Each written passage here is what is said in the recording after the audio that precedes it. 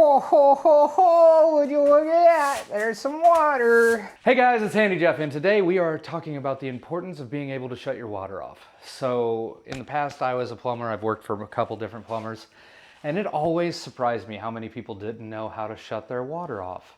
Like, what if there's a problem? What if there's an emergency? Well, we're at my duplex today, and we're gonna end up flooding this room.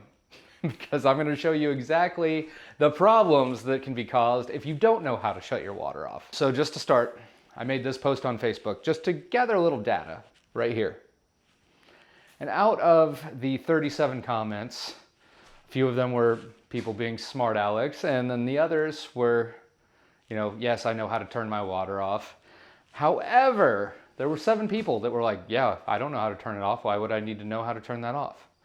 Because things happen, things break. We're gonna bring back Poindexter here in a second, but let me tell you what we're gonna do first. Okay, so at the end of this video, we're going to see just how much water a water line can produce in 30 seconds if you didn't know how to shut your water off. Now, imagine if you don't know how to shut it off and you have to wait on somebody to drive over to your house to shut it off for you. That's why this is important.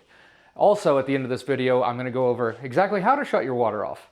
And the 2 different types, because there are stops underneath the sink or underneath a toilet, or you can shut your water main off, which would shut all of the water off to your house, which that one is the important one, because if something breaks, you can always just shut your water main off. But let me show you how we're going to do this little experiment. What I've done here is I've removed the supply line. This is what a supply line stop is. This is what reaches pretty much all of the fixtures in your house, according to plumbing code, should have a stop. Just in case this supply line that goes up to this kitchen sink gets a hole in it. So you can shut it off. You can shut the water off to a fixture if your faucet explodes or something, which I've had happen. So as you can see, there's no water coming out. And if we were to just crack this open just a little bit, water would spray out. I'm going to turn it on fully for 30 seconds. We're going to start a timer on my phone. I'm going to set a GoPro down here. I'm going to move this camera because it's not waterproof, but we're going to be able to see all the water that just comes pouring out in just 30 seconds before I run downstairs to the basement and shut the water off. So we'll take one look at the room. Obviously there's no water anywhere or anything like that. I've got some cinder blocks and tarps set up to hopefully kind of keep stuff from leaving this room, only because I'm going to completely remodel this room. So if the floor gets damaged in here, it's not the end of the world. Well, let's get set up and get Poindexter on this. So for those of you who don't know, Poindexter's kind of the alter ego on this channel, and he doesn't make very smart choices. So that's where this came from. I don't think you really need me to tell you this, but don't be like Poindexter. This is gonna cause water damage everywhere. But we're gonna see exactly how much damage can be done in just 30 seconds. Before I get to this, this is set to simulate like a fitting that blows apart or a supply line that blows off a stop. That happens sometimes, or a stop that blows off of a pipe if it's a compression stop.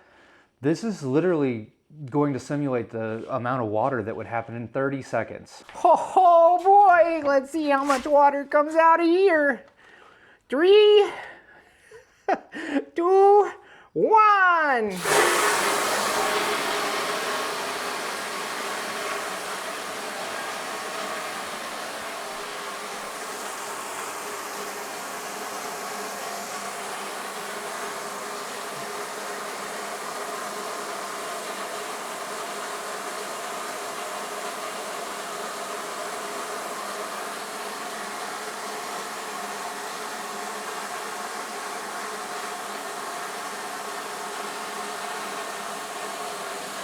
All right, and that has been 30 seconds. I accidentally started a timer instead of a stopwatch, but you get it.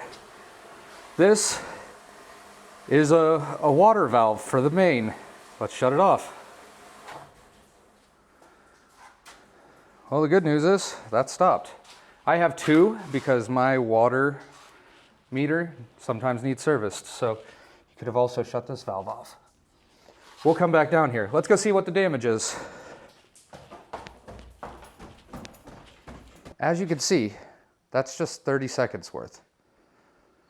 That's what happens in 30 seconds. It's naturally all running over here. I'm gonna clean this up, use this squeegee real quick, and then I will come back and we will finish this video out. I just flooded my duplex, so if that's worth a like, please hit a like and subscribe if you haven't already. Do it for Poindexter. Oh, please! Okay, so within 30 seconds, it clearly started to fill this entire room up. I've swept it about as much as I can to get out of it. Some of it even got past my little barrier I had, but that's fine. There's plenty of dust over there to soak it up. But let's go to the basement and check out what's going on down here. Luckily, this basement isn't finished, but if your basement is finished, you can imagine what it would be like. Come over here, and this is just what's soaked down through the floor. But let's go talk about how we can shut off our water. Okay, so like we talked about before, it is important to be able to shut off your water. This stop right here is currently in the on position. How can you tell? Everything is straight.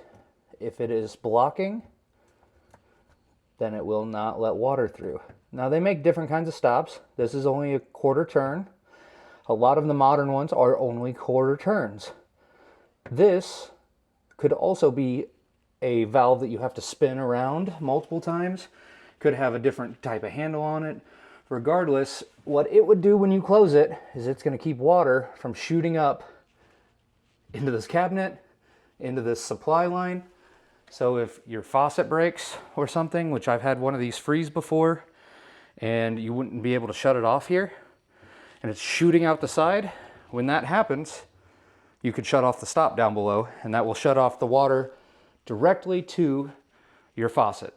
It'll allow you to keep water on throughout the rest of the house. Unfortunately, sometimes those stops don't work. If you haven't checked in your house in a while, or it froze up, or there's any number of things why it could break. So then you have to shut the whole house off. This also works if there is water shooting out of a pipe, because there's no stop between where your water main is and the pipe. So you have to shut your water main off. Now, in order to do that, you got to come down. Normally it's in your basement if you have a basement. If not, it's sometimes under the bathtub. Sometimes they're outside in the south. But regardless, there is a valve of some sort that looks somewhat like this. It either has a handle that you can twist like this, which this is on now because it is in line, or you can shut it off because it's blocking the path. Or it's got a handle that you unscrew. Now these are literally for a washing machine, but some valves for mains are like this, and you have to unscrew it this much or tighten it this much to open and close. See, that's all the way open. So if I'm trying to close it,